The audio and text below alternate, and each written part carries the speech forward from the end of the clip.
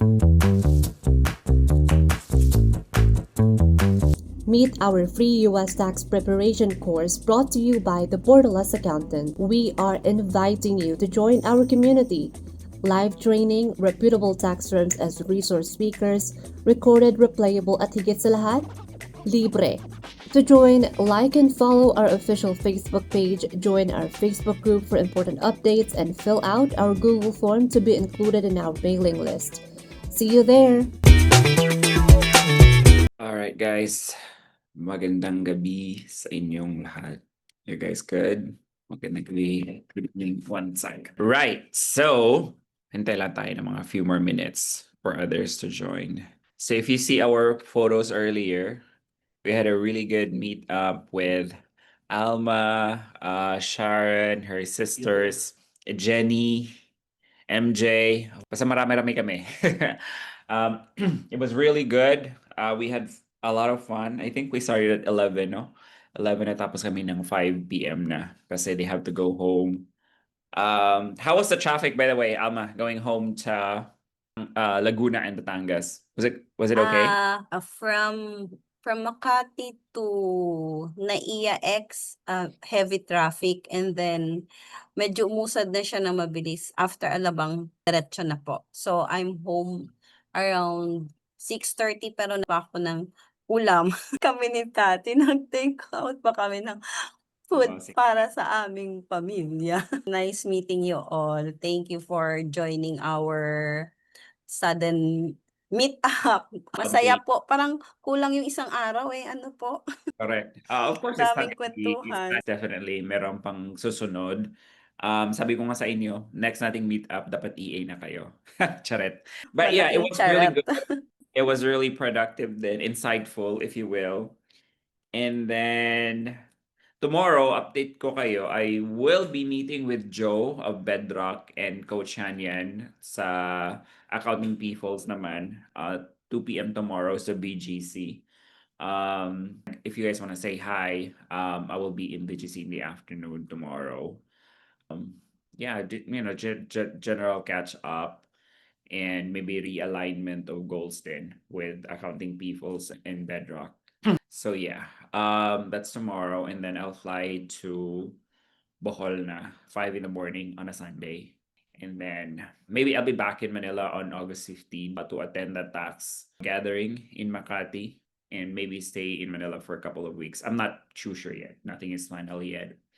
But yeah, that was really good. I'm glad to see finally, face to face people who we only met online. So, yeah, ibang level yung talagang you meet in person versus virtual. So, all right. So today, as promised, since tapos na tayo yung credit, and just to keep the momentum going, today will be the start of preparing an actual return that will walk us through from the start to the end, meaning we're able to clear the diagnostics and we're able to review the return, yung accuracy ng return, and compare it with the prior year return. So I share with you guys the file. It's very simple. It's only W2, but there's a state return there. And I think in 2023, I saw an earned income credit in 2023, but I don't see an earned income credit in 2024. So that's a good thing to look into why my earned income siya last year, but this year, wala. And it will be for today, since late natin na-send yung sample na return, we will have Kelly do the presentation wherein he will prepare the return from scratch. So from scratch, meaning first he will show you the 2023 tax return and then set up the 2024 return in ProConnect. So starting off with the tax organizer, entering the important information there, and then the W2, and then clearing the diagnostics, and then finally reviewing the return. All right. And if you guys are able to follow, do the same thing from your end if you have two screens so that you can quickly confirm if you have the same result as Kelly. Okay? So this will be the case now until end of next week. So every day, if we're able to do it in just an hour and a half to prepare really simple returns, and then all right, I'm not sure if kaya ng 1.5 hours. But we'll see how it goes today. So again, Kelly will do it. Let me know when you're ready, Kelly. Just let me know. Just chat if you're ready to go. But again, the presentation or the flow of the presentation would be show the 2023 tax return first, the first 2 pages, the schedules, as well as the state return, and then start with the setup in ProConnect from the very beginning. So one way of showing everybody how it's done, okay? Like how we do it. And this is an actual return. So may mga return talaga na W2 lang, right? And tawag dito, maybe few 1099, but this one is a sample return, a very, very simple. It's just a W2. And again, an NJ state return, I think. Okay. You are ready, Kelly? By the Yes. way, you are able to access naman the sheet, the drive that I shared with you guys, right? The link, you're able to access that. So again, follow along with Kelly. But if you can already prepare your return while Kelly is also doing it, it's and while you guys are doing it, I'll have to excuse myself, ha. I'm not sure if I can catch up before we finish kasi may hinahabol akong presentation for Sam in our meeting at 11 today. So I need to work on something. But I believe that, Kelly can handle it. Again, really simple return. And if hindi matapos today, we'll continue tomorrow. Okay? And then if you have questions, ito na yung time to clarify bakit hindi nag-match yung return nyo versus prepare ni Kelly. Or bakit hindi nag-match yung return nyo at all dun sa given na 2024 return. Okay? Questions so far before I go? Wala po. All right, so you're good. If anything, just let me know. Type it in the chat box or tag me in the Google chat. And for now, I'll give the floor to Kelly. Okay. Thank you, sir. Good evening. So let me share my screen. Evening, Kel. Good Good evening. evening, Kel. Kinabahan ako. Evening. Kelly, pakita mo mukha mo para ma-inspire kami. Wag nakakaano. Nakakainis. Tama na, grabe. Nakakainit. Check muna natin yung okay, start na po tayo. Magandang gabi po ulit. Naka-welcome. Good evening, everyone. So start muna tayo. Open natin yung previous return. Nakita nyo naman yung screen ko, ma'am, sirs. Okay na. Okay. So yung taxpayer natin is si Jeanette Income. This is 2023. So she's a head of household. May dalawang dependents. Si Beggar Income tapos si Always Income. Sons, mga anak na lalaki. And then sa line 1A, meron siyang income. So this is coming from the W2. So yan lang yung income niya for this year. Then yung standard deduction niya is 20,800 kasi head of household, kaya ganun po yung income niya. I mean standard deduction. So may refund, wala. Payments. Okay. May earned income credit siya last year. Yeah, 2023.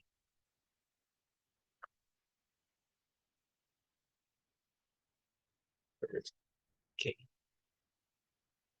What's this? Pwede nyo ding i-open din sa end ninyo yung ProConnect account ninyo para sabay-sabay po tayong mag-input. Additional tax credit from others. Okay.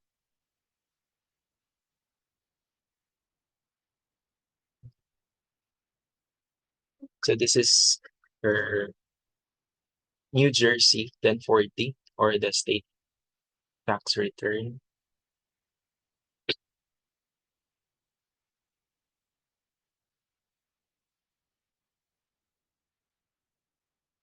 Domestic partner. She has a 3,000 for qualified dependent children. Tig 1,500 yung isa. Okay. So again, this is from her W2, 49,811. And saan to galing tong 4,000? Galing to sa dito. Regular exemption 1,000, tapos yung qualified dependent 3,000, 4,000. So deduct natin siya. Taxable income niya is 45,811. So may tax siya na 732. 732. From her W2, may withheld siya na 1,462. Estimated tax payments 260. Okay. So yun lang yung return niya sa 2023. So start na po tayo mag-prepare ng return. Check muna natin yung tax organizer. So si taxpayer natin si Janet Income. Filing status is head of household ulit. Then may tatlo siyang dependent. Si zero income. Sino po yung may zero income? Tapos may always income din. Tapos may NAPE income. So let's start. So in your ProConnect account, punta po tayo sa tax returns. And then, click po natin itong create tax return dito. Then add new. Try ko mag-split screen kung kaya.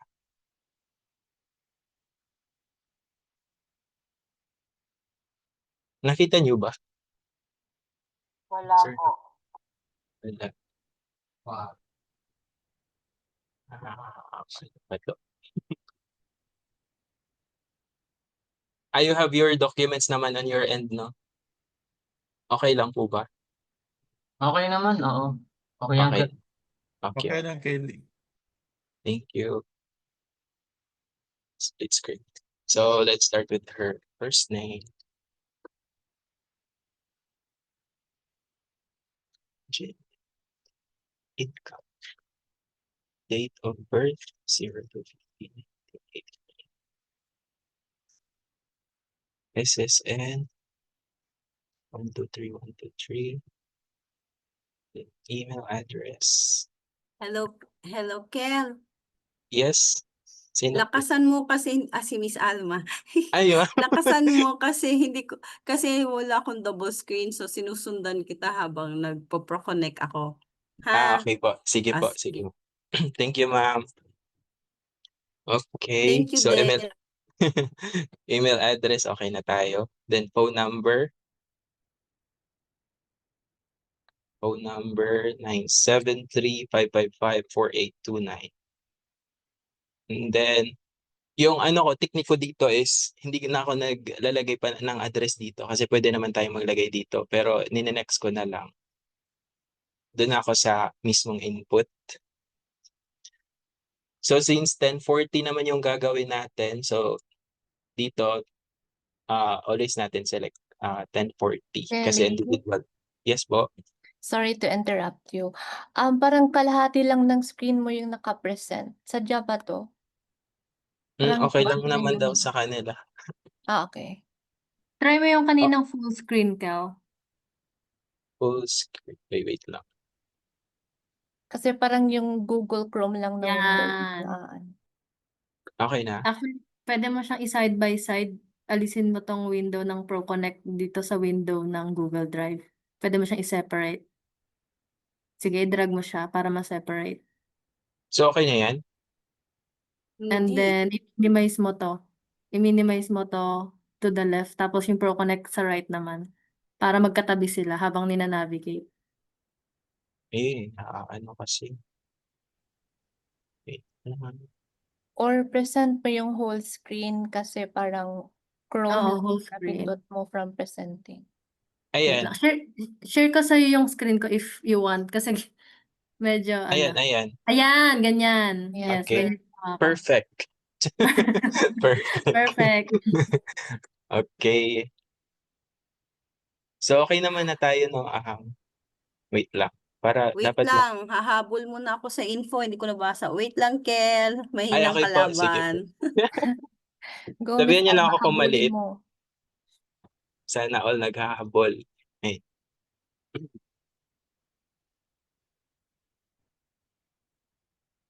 Minimize natin to. Ay, wala na tayong storage.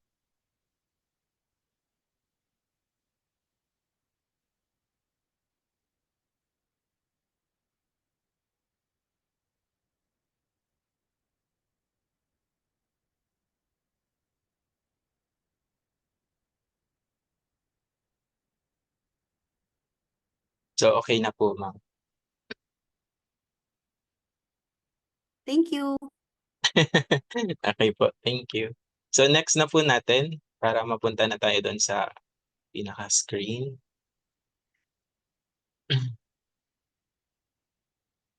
So, dito magsisimula ang lahat. Click ko tong input return kasi mag-i-input po ako ng address kasi hindi ko pa na-input yung address dito doon sa ano. So, yung dito muna tayo sa state, resident state niya. So, NJ po ito, New Jersey. And then, sa filing status naman, head of household. So, scroll tayo pababa. So, occupation, leasing agent. Date of death. Ay, shit, joke lang. So, dito na po ako nag-i-input ng address. Hindi na po doon sa ano. Street is 21-23. City is Eliabil. State po is New Jersey. Sorry. NJ. Zip code 63103.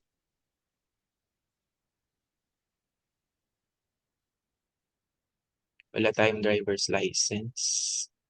ID type, wala din. Dito sa prepare, lagay na lang natin yung name natin dyan.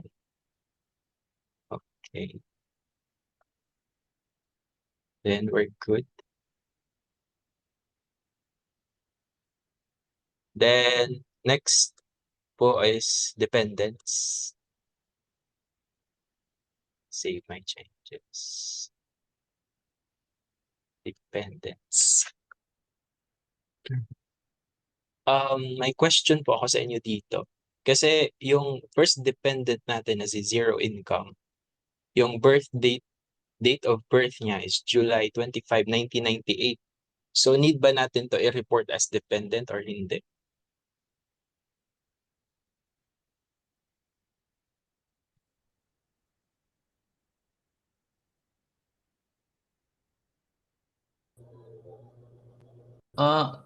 Overage siya, no? Pero, ano ba siya, hindi naman siya PWD, ganon? Wala Yes, na. siguro kasi dineclare niya. May, Oo. may conditions yan Estudyante kaya ba to? na-declare. Wala namang hindi naman siya disabled. Okay. So, Pero binigyan ng Qualified. siguro itatanong. Hindi na siya kasama? mm, I think hindi. Wala Yes. rin siya. Wala Yes rin po. relationship Not na. qualified. yes, hindi po siya qualified. Kasi siya, son, tapos age na is 26, and then wala naman din sinabi si siya, like disabled. So, hindi natin siya i-report as dependent. Pero you can search din sa Perplexity. Marami tayong doon, like explanation kung kailan ba pwedeng mag mag-claim as dependent yung isang taxpayer. Pero Kel, yung pag po to, Kel, yes ma'am, yes po, question. Pag yes. unemployed siya tapos naka full support pa rin yung parents, hindi siya pwedeng i-claim as dependent. Like sabi nga dati parang ano ba yun? Palamunin, parang ganon. Hindi na 12 siya months qualified. residing. May nabasa po ako ma'am na pag pag anak po siya or qualifying child, tapos above 24, hindi po siya i-claim as dependents unless na PWD po siya or person with Okay. disability. But if Oh, he is oh. the dependent is a qualifying relative, so yun po yung kahit palamunin po siya ma'am, wala pong limit daw yung age. Okay. So dapat relative or kapitbahay, wag anak, ganon. Opo. Pero Hindi may anak. Okay. yes, pero may mga din yun ma'am, mga like yung titest ka pa kung may isesend ako sa natin sa chat. Yan po yung explanation na na-research ko. So, ayun po. So, hindi na natin i-claim si Zero kasi wala naman siyang income. So, hindi na po ito i-claim kasi lagpas na po siya sa edad. Tsaka hindi naman siya disabled. And then, itong dependent to si always income. So, yung age niya is 2020. So, 4 years old. So, ito, i-claim natin or hindi? Yes, Yes. claimable. Yes po. I-claim. Yes, we can claim. 4 years old siya. So, let's claim it. Income. Date of birth, 09/13/2020. Social Security, 345, 345. Etong last one. No, I-claim. no, Yes. kasi 2024 ang ating tax. Very Pasya good, po Ma'am kayo Jen. niyan. Perfect. Tama po kasi yung date of birth niya is January 13, 2025. Tapos yung ginagawa nating return ngayon is 2024 kaya hindi po natin siya pwedeng Sorry. So next year na po natin siya i-claim. Then, di ba napansin nyo din po sa natin, 2023, si beggar income, hindi siya na-claim as dependent. Yung nito year is 2018. So, may reason, yung based on my research, baka kasi si bigger income is claim din as dependent ng husband ni ni Jeanette. Kaya hindi na siya nakiklaim. Pero may ibang reason din kung bakit yung dependence niya dati hindi na niya kiniklaim in the current year. Pwede natin siyang i-search sa Perplexity para malaman din natin. So, sa return na to or this year's tax return, so say always income lang po yung dependent natin. And then sa tax organizer natin, meron tayong ito, child and dependent care expenses. Child and wrong spelling. So ito parang nag-ano sila ng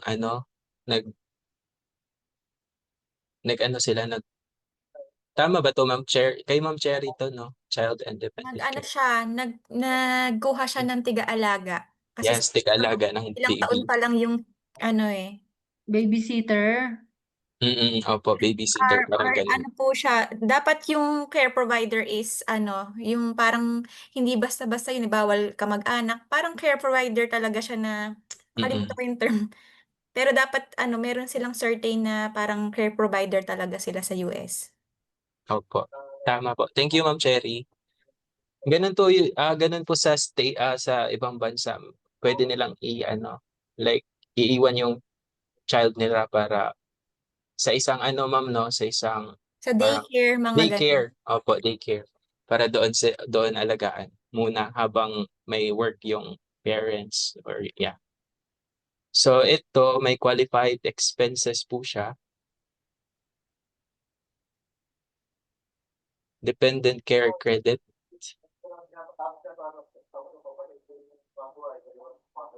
So, first name.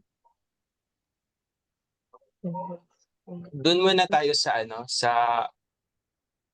sa child na like binabantayan ng care provider. Dito natin siya i-input sa children dependents. Then, may arrow dito po. Nakita niyo po. Click natin yan. Ito po yung dependent ni taxpayer, si Always Income. Pagka-click natin doon sa name niya, so lang siya. Mag-flow through.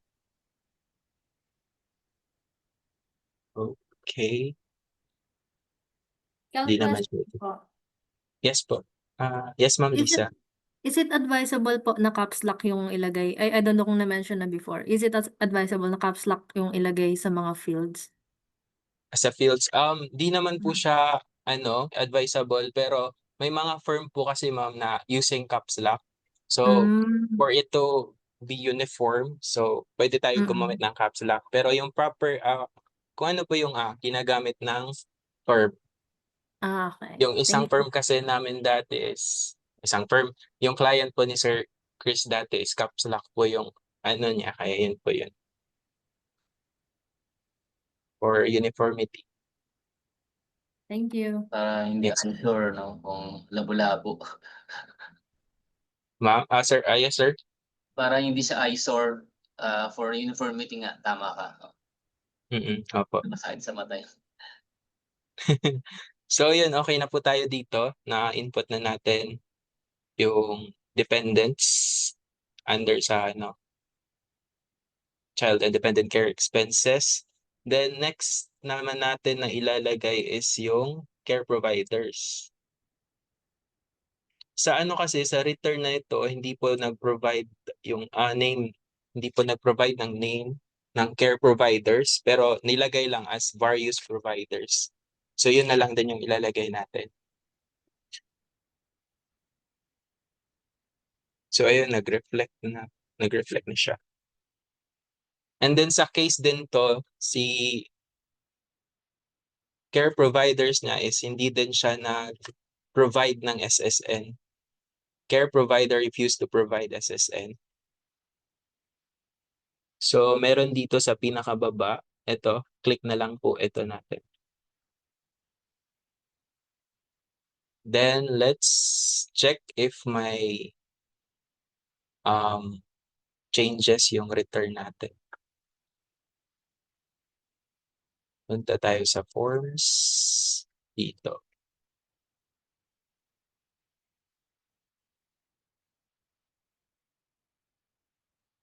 So far, wala pang kasi wala pa siyang income, kaya hindi siya nag-reflect. Pero try natin mag-input ng W2.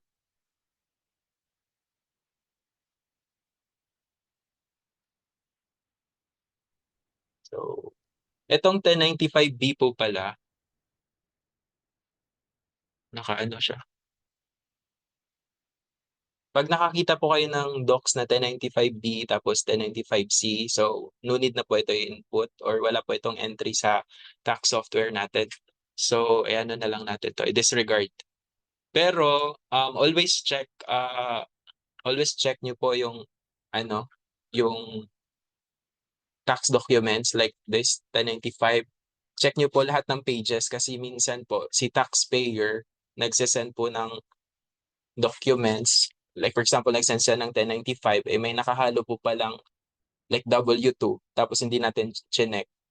So may mga instances po na ganun. So dapat lahat ng page po ng tax documents chine-check po natin para baka kasi may mga necessary tax documents doon na need i-input natin sa tax software. So, punta na tayo sa W2.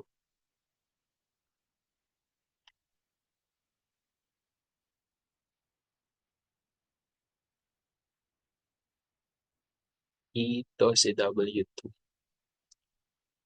Punta tayo sa input return. So, si W2 is under income. Then, wages, salaries, tips. So, dito tayo mag-input.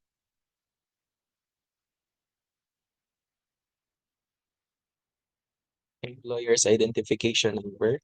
7 lang to. 67. Then, for employer state ID, dito natin siya i-click. Dito. Yeah. Then, kita nyo po sa box 15, sa W2 natin, NJ po nakalagay. And then, for state employer ID number, copy lang natin yun. Ito.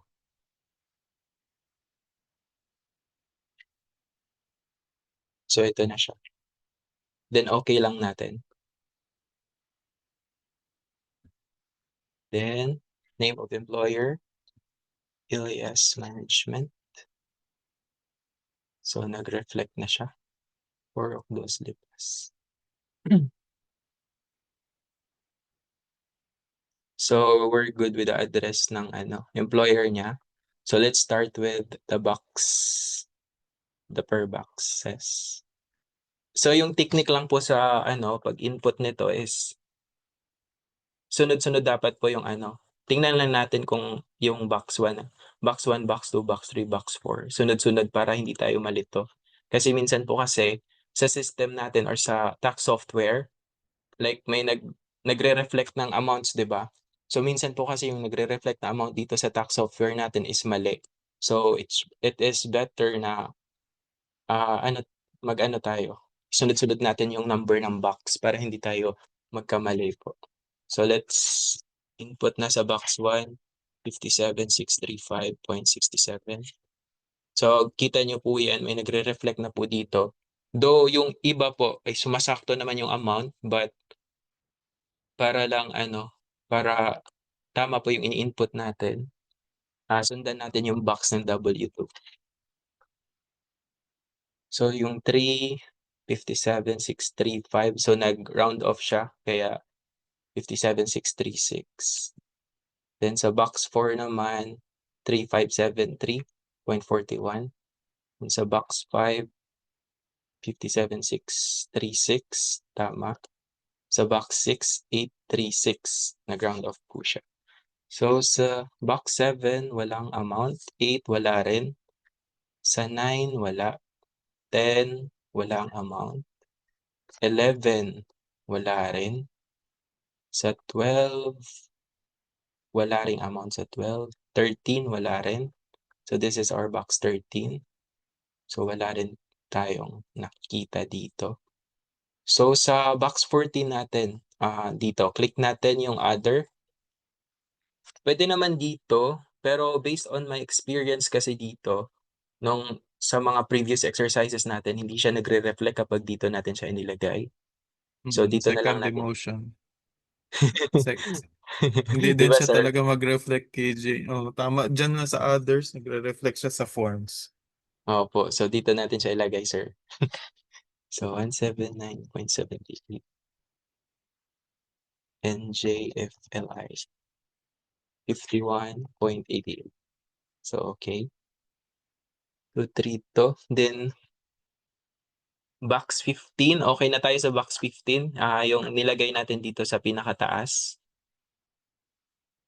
Where is it? Ito po. Ito yung box 15 na una nang lagay natin. So sa box 16, dito po sa box 16, nag-mention siya, state wages if different.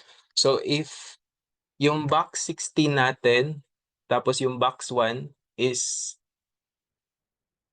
different po, maglalagay tayo ng amount dito.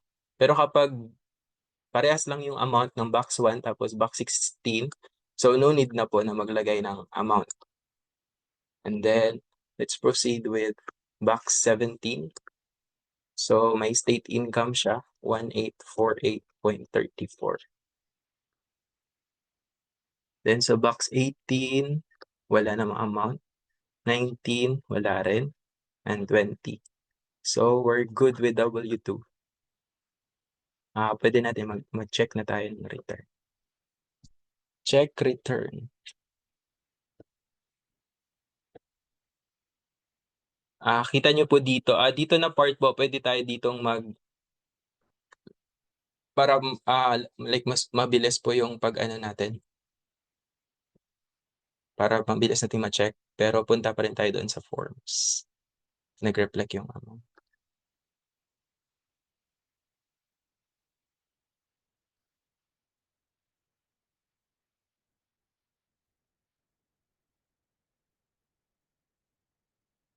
$57. So income, nag-reflect naman yung W2 natin.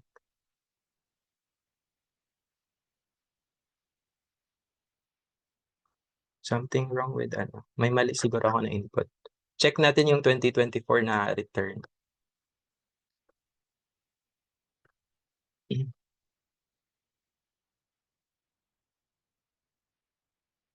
Tama naman. May 600 kasi dito sa box 20. Pwede lang din natin to i-click.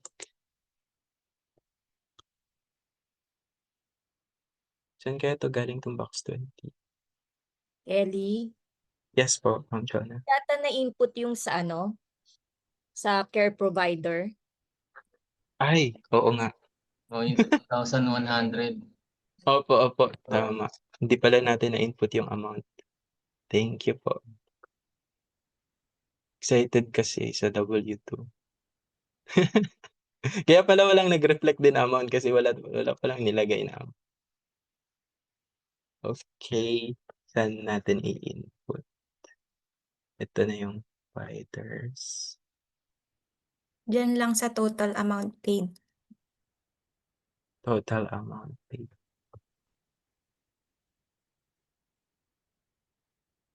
Okay. Here, Yes. 3,100. Perfect talaga to. Let's check if nag-reflect yung 600. Wow, nag-reflect. Kaso, yung box 19, Kelly, share ko lang, pwede mo siya muna i-check sa Schedule 3. Nandun yung mga non-refundable credits. Tapos Okay. yan, total dyan, mapupunta sa line 20. 600. Line 20. Yung sa line 8 ng Schedule 3, mapupunta sa line 20 ng 1040. Okay. Ito. Line 20. 600. Okay na tayo dito. Schedule 3. 600. 1040.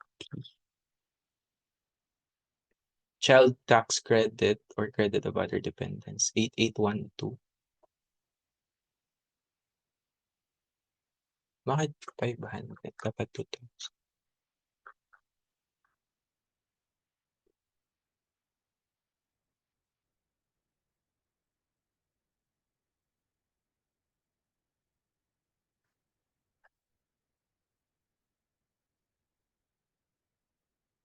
Dependent credits. Diyan ko nilagay yung 3-1, Ken. Ay, Diyan. dito dapat. Mm. Opo.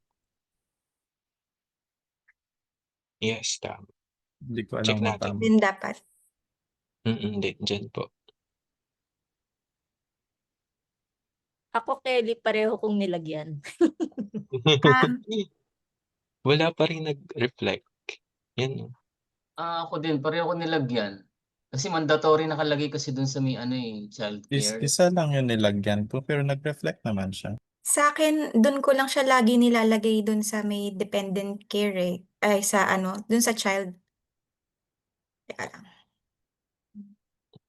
At check natin yung anong tawag nito? Itong children dependents. Baka may hindi tayo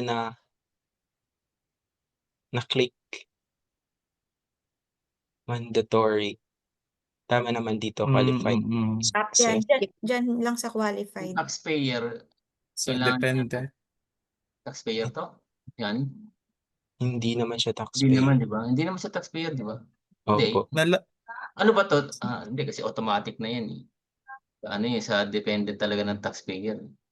Yung sa dependent natin, Kel, nalagyan ba natin yung dependent child who has healthcare coverage?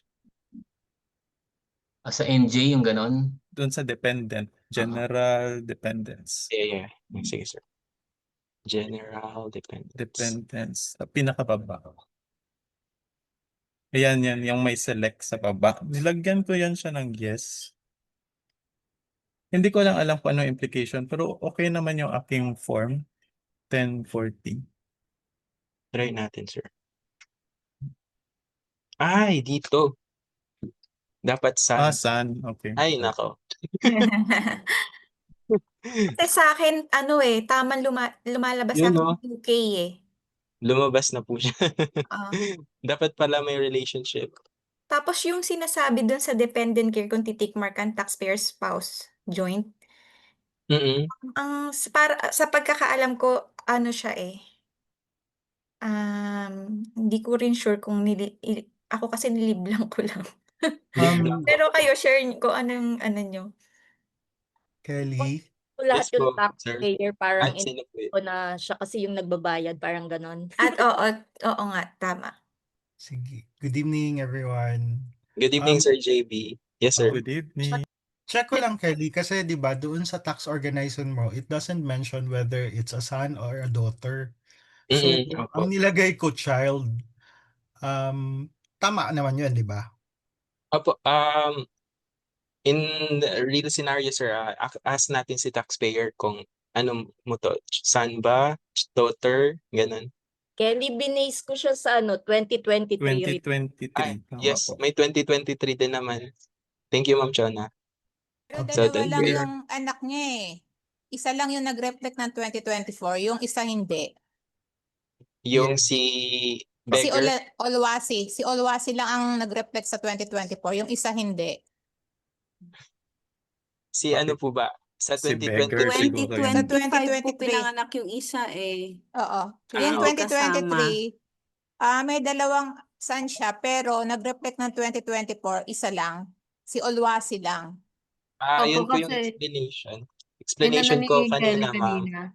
Baka po Baka ano his kasi name. claim na po siya ng husband niya. Kaya hindi na po natin siya i-claim as dependent. Ito po, ma'am, no? Big beggar income. Ayan, wala Opo. na siya. Si Olwasi lang. Olmasi pala, sorry. Always po Tapos, yan. Always. okay. Always income Tapos, and bigger income. anong ano nyo doon sa yung 27 years old? Brother ba or anak? Kasi walang naka-indicate eh. So, pwedeng mag-assume na brother yon. Yes po, pwede naman. Si zero income. Oo. Pero in real scenario, ma'am, may tax organizer naman na Oo. yung I-ask parang natin si client para Yes malaman po. natin kung anong relation niya. Yes, ma'am, tama po. Ask natin siya. So, okay na po, ma'am, no? Okay na. Okay, thank you. Check natin if tama na yung ano natin. 1040.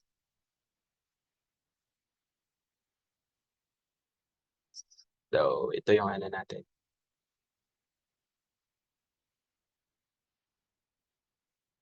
Ay, maliit. Kita naman po, no?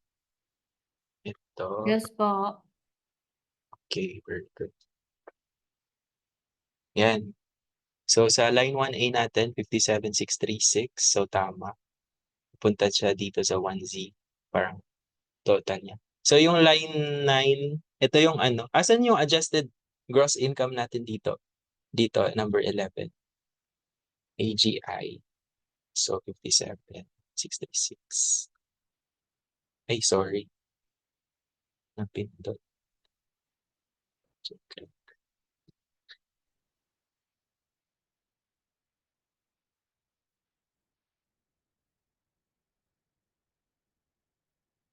So, ayan. Tama naman, line 15. 16, 3956, 3956. So yung 19 natin to yung child tax credit. So dapat i-ano din natin lahat ng ano, dapat i-click para mag-reflect siya. Then yung 600 sa schedule 3. Ito yung computation. May computation tayo itong 2441. Dito natin siya nilagay. Dito tayo naglagay ng 3,100 times 20%. So dito galing yung 600 na nag-reflect doon sa line 19. 20 po. Then ayun, tama nun. 449. May babayaran siyang 449. Then check naman natin yung state tax return. 1040.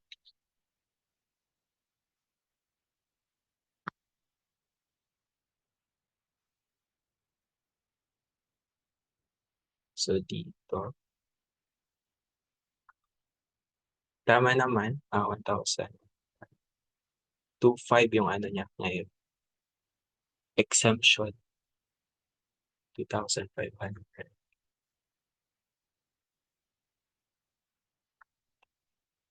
Then ulit yung box 15. Ito yung galing sa ano natin, W2. 57,636. Then total income, magpo-flow through siya dito, 57,636. Then yung 2,500 galing po ito dito.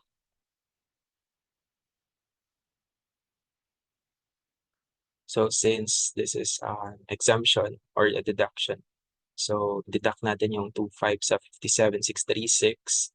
So yung taxable income natin is 55,136. Property tax. Then, so may kulang tayo dito. Ellie, Yes po. sorry nalingat ako saglit. Saan galing yung 2,500? Dito siya ma'am, sa exemption. New Jersey. Opo. Okay. Qualified dependent children, 1,500. Tapos, ito, regular.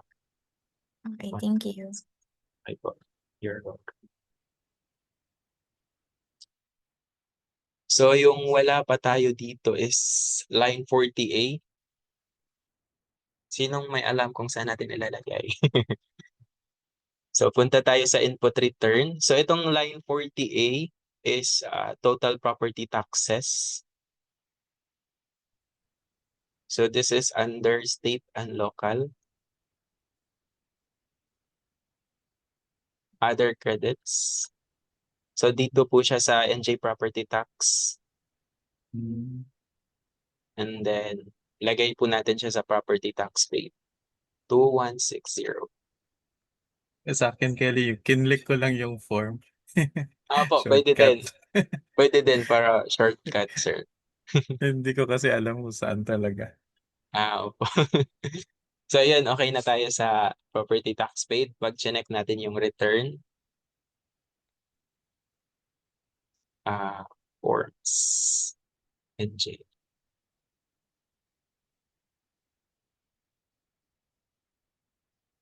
Ayun, nag-reflect na po siya.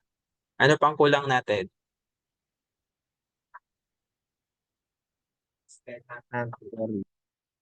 Tenant. Okay, click. So, yung ginawa ni Sir Carlo daw, clinic niya lang yung box. Pwede natin gawin din dito sa tenant. Pupunta na po yan doon sa pinaka-entry niya. So, dito natin nilalagay, dito po may parang instruction sa pag homeowner, 1 po ilagay. Pag tenant naman, 2. Kapag both, 3. So, dito sa ano natin, sa return, 2024 return, tenant daw siya. So, lagyan natin ng 2. So, check natin yung return. U, and J. Then 40. So, tenant. So, pag hindi naman shortcut, punta tayo sa input return. State and local pa rin siya. And then, other credits. Click nyo other credits. And then, pag nakita nyo tong NJ Homestead property, dito. So, NJ Homestead Property Tax. So, dito yon yung nilagay natin yung number 2. Okay. Pag-check natin yung NJ natin.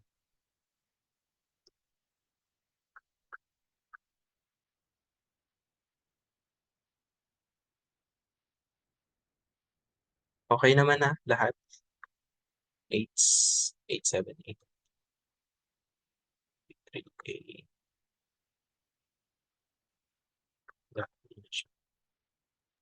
18.4.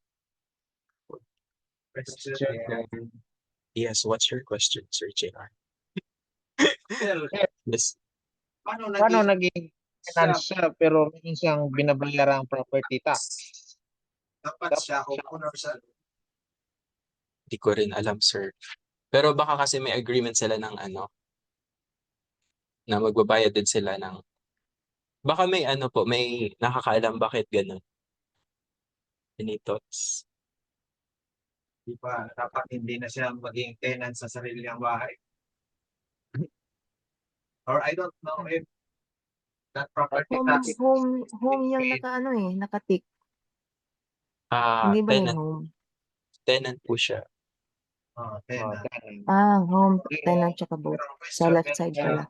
Pero Property excuse me. Pero 'di ba Yes, ma'am. dapat pag owner ka, ikaw ang nagbabayad ng property tax, hindi ang tenant. Pag dito sa Philippines ganun ang situation. Pag may-ari ka, ikaw magbabayad ng property tax, hindi yung tenant. Yes, I agree. So, dapat homeowner yan. Oo. Tenant. Depende po siguro sa agreement. Agreement din. Naka-indicate ba na tenant siya? Ay, oo nga pala, nakalagay sa Dito lang pero, sa 2020. Sige.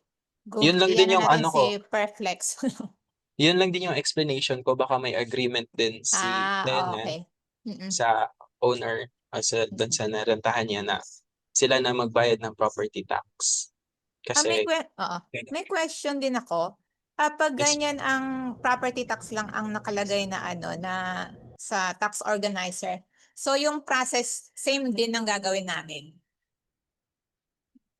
Or may Opo. pupuntahan kaming form na iba. Yung Opo, sa ma'am. rental. Same lang po. Okay, sige. Thank you. Kel, question. Yes, ma'am. Dun sa 2023 ba niya, nag-reflect din yan yung dyan sa property tax? Hindi rin, ma'am. Check ko. Hindi. Opo. Verify lang natin. Opo, sige, ma'am. 40A. Wala siya, ma'am. 0.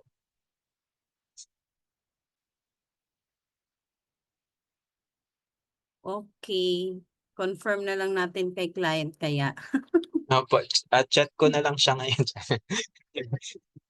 Oo, chat mo siya ha. Thank Nakaano you. lang kasi same lang din naman yung address niya last year tapos ngayon. Bakit? Ngayon lang sila nagbayad ng property tax. Baka every other year ang agreement nila. Siguro din, ma'am. Pwede din po. Sorry, Kelly. Yung question kanina is bakit si tenant nagbabayad ng property tax, tama? Yes, ma'am. Or, Yes. yeah. Like, inas ko si Perplexity kasi daw, some states such as California, Wisconsin, Minnesota, and others, they offer a renter's credit daw kasi si landlord, yung tawag dito, yung renta na sinisingil ni landlord sa tenant, actually, nandun na yung property tax. So, mataas yung rentang binabayad nila. So, parang for pampalubag loob lang din. Kaya they allow the tenants to file the renter's credit. Kasi, ayun lang, sabi ni Perplexity. Parang, yeah. Parang naman. That explains everything. Para lang Yes. May tanong lang din ako. Yes, sir.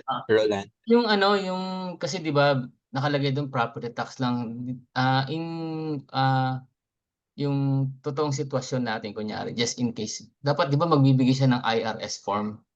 Ano bang form mo? Kasi hindi pa rin ako nakakita nun property tax, eh. Kasi 'di ba, kasi siyempre tax organizer lang yun. Katulad Opo. ng kanina 'di ba may W2 ka, may W2 mismo. Kasi pa ako nakakita ng property tax na form. Ako rin sir, hindi ko pa siya na-meet. Okey. So Opo. dun Pero yung makikita natin yung property tax if I'm not mistaken sa mortgage interest. ayun, oo, yun gano'n. Oo, yun lang. Oo, kasi sabi ko saan kaya kasi siyempre 'di ba kailangan yung sa kapag nagbibigay ng profile si client sa ano, sa kunyari yung tax dome 'di ba?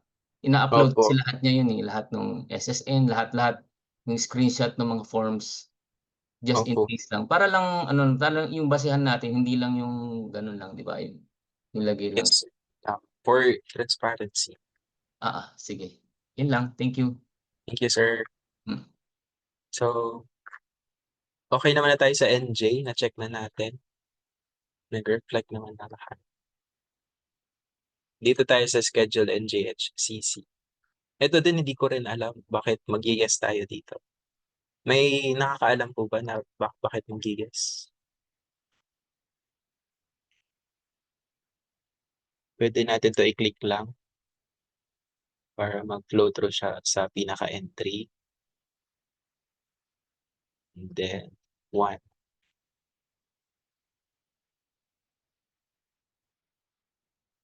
Check natin.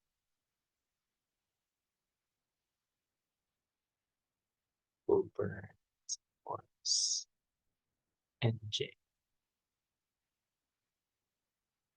So, nag-yes na po siya. So, saan natin siya i-input if ano, dito tayo sa input return.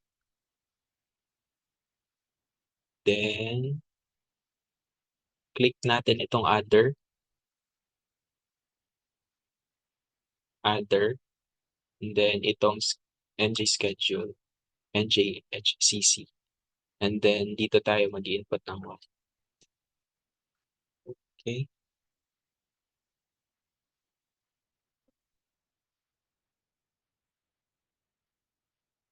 Okay na tayo dito sa return. Ang problem ko dito is yung diagnostics. Electronic file. So wala tayo dito IFN. Wala ba tayong IFN?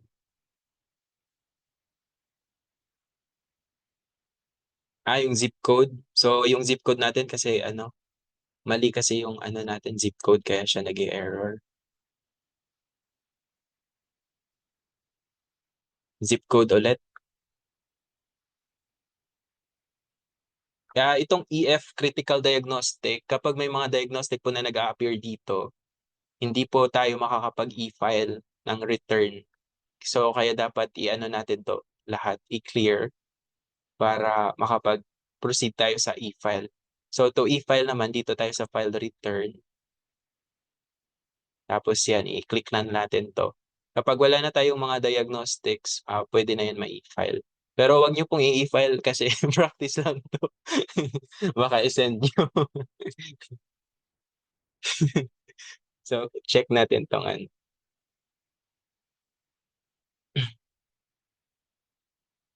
Prepare.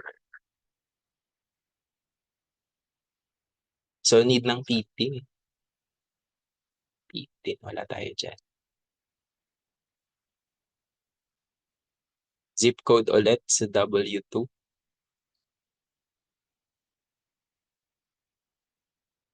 Zip code. So may mali sa ano ko.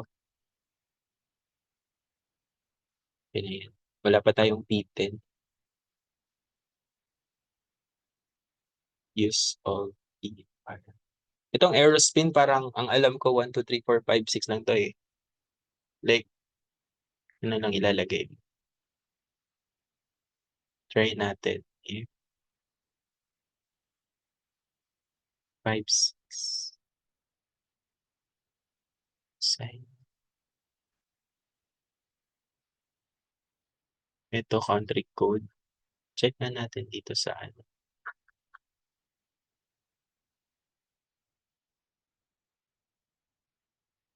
Ito siya, 0 to 3. Si Lodi Borrow. Refresh natin.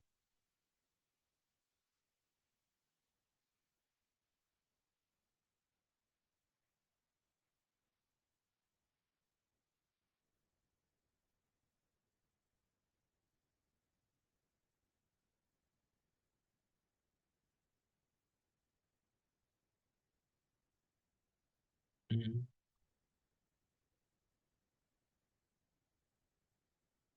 Sabi pala ni Ma'am Joanne, property tax can be real estate or equipment.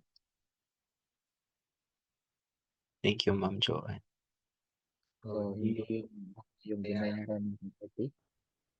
Siguro, sir. Property tax. New Jersey.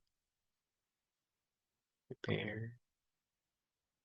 So, yung diagnostics lang naman natin sa EF is yung yung zip code, tapos yung name ko, kasi dapat need ng PTIN.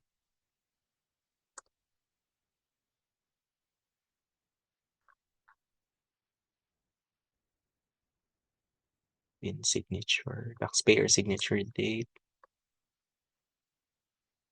Kung kailan ini-file, dito lalagay yung date.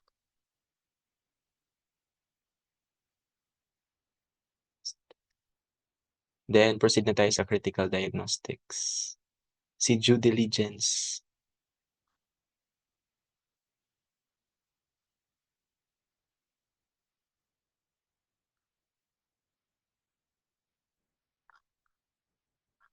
Saan tayo may attainment the penalty for failing to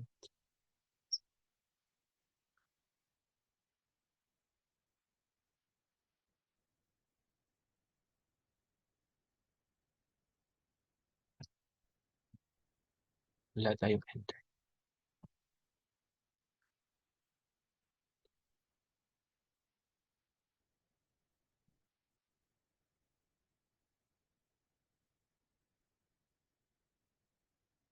So, clinic lang natin yung box na complete yung due diligence natin.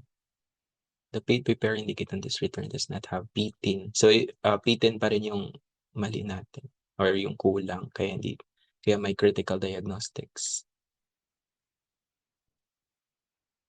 So, I guess yun lang po dito sa return na to. Natapos na tayo.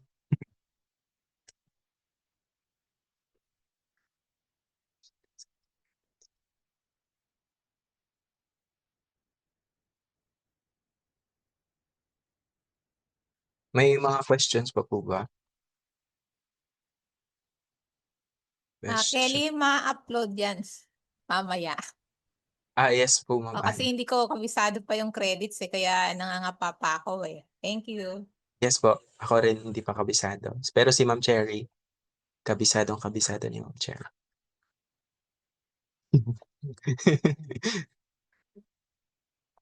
Yung niyo po pala, mga previous exercises na okay na po ba? May mga questions po ba kayo Kay doon? Arthur pa lang ako, hindi pa ako tapos. Bali yung huling 30 minutes na lang na hindi ko pa nare-review Nag-update, Okay. nasa pala ako, day 23 na ako. Mahirap po yung kay Arthur Kelly, Ma'am. Medyo nangangapa kasi hindi ko pa siya kabisado kasi 'di ba late na akong pumasok so paano yung mga items yung halimbawa yung sa vehicle. So may question ako nung so na ko lang na-gets ko lang siya kasi clinic ko yung may question mark na hindi siya dapat doon papasok. So doon pa lang ako doon pa lang ako natapos. Kasi nagkaroon ako ng question kasi kung self-employed, kasi di ba assistant siya. Kaya yan ang inano kasi parang work siya. Kako bakit sa 2106 hindi sa schedule si siya nag-direct. So yun lang ang ko pero na-clarify na ako. Okay po, Ma'am Anna. Thank you po. Yung pinaka natin, si Janelle Billionaire, may nakatapos na din po ba? Tapos na ako doon. Nakuha niyo naman lahat, Ma'am? Na-gets ko na pati yung 30 na yun ang hinahanap ko, hindi ko makita yung form.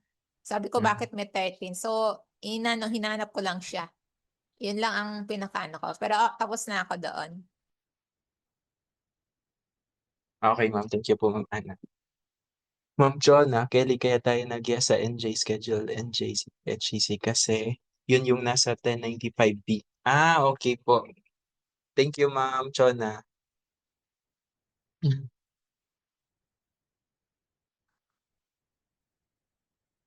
I guess yun lang po lahat.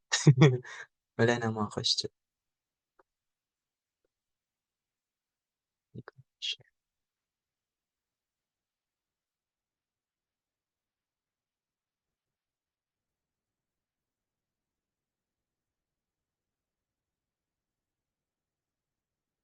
Di pa tapos si Ma'am Alma sa Di pa tapos si Ma'am Alma. Ikaw talaga, in-announce mo pa. Sorry po. Joke lang. Totoo naman, di pa ako tapos. Po. I think yun lang po sa ngayon. Mabilis tayo natapos. 1 hour. Thank you, Kelly. Okay po. And then natin, ma'am, no? Thank you. Thank you, Kelly. Thank you, ma'am. Kelly. Thank you, ma'am. Kelly, may question ako. Ay, yes, sino po yun? Yung sa critical diagnostics, lumabas sa akin, lumabas din ba sa inyo yun, yung pinapacheckan niya yung due diligence? Opo, due diligence. Yung sa ma'am, due diligence. Clinic ko lang po yung completed, yung may box po doon. Teka lang. Tapos pagka-click nyo po yun, i-refresh nyo po siya para magkaroon ng effect. Itong completed. Yes po. Okay, thank you. Ang hirap malingat dito, may iwan ka, no? Opo. Nalingat lang ako saglit, hindi ko na masundan agad. Tapos may penalty yan. Patutok talaga. Okay, thank you so much po lahat. Thank Bye-bye. you. Bye. Meet our free US tax preparation course brought to you by the Borderless Accountant. We are inviting you to join our community. Live training, reputable tax firms as resource speakers, recorded, replayable at higit sa lahat, libre. To join, like and follow our official Facebook page, join our Facebook group for important updates, and fill out our Google form to be included in our mailing list. See you there!